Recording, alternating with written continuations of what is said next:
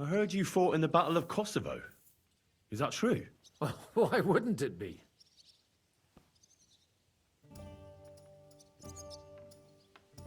I heard it was a horrible massacre, and there were no survivors. Horseshit, lad. That's just horseshit. It was a massacre. Aye. A terrible slaughter. But the other side lost many men as well. So how did it happen? Tell me. I don't think I can quite imagine such a massive battle. How many soldiers were there? Countless, lad. I'd never seen so many take the field. At least 10,000 men on our side. And Sultan Murad must have had at least twice as many with him.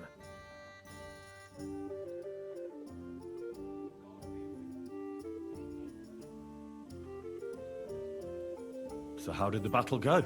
Lord forgive me, but it went to shit. Could you be more specific? Specific?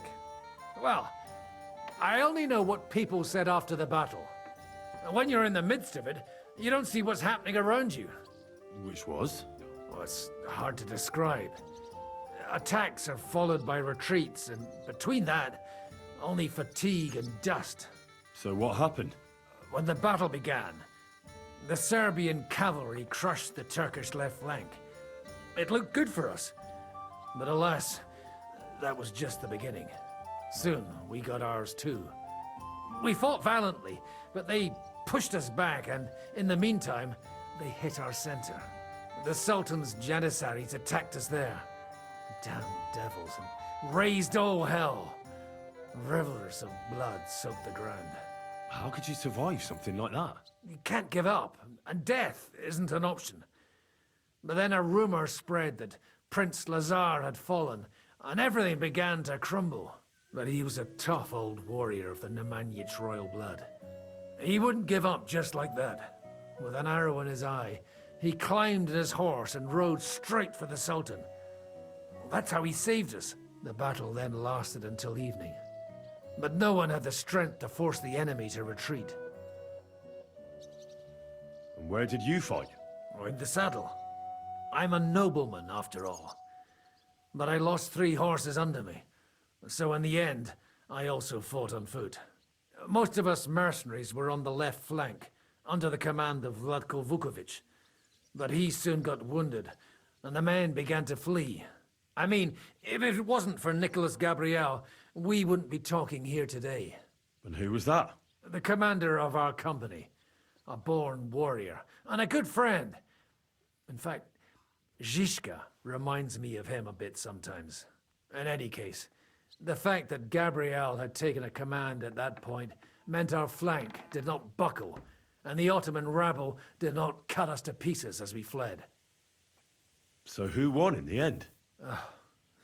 The battle lasted all day, and in the end no one knew who had won, because both sides left the field. Only later did we find out. Prince Lazar had fallen there alongside all his Serbian nobility. Still later came the news that Lazar had been captured and executed by the Turks the day after the battle.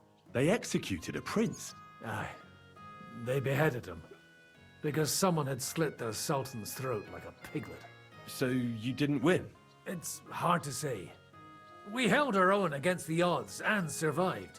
Only without their prince, it was just a matter of time before Serbia fell into the new Ottoman Sultan's lap.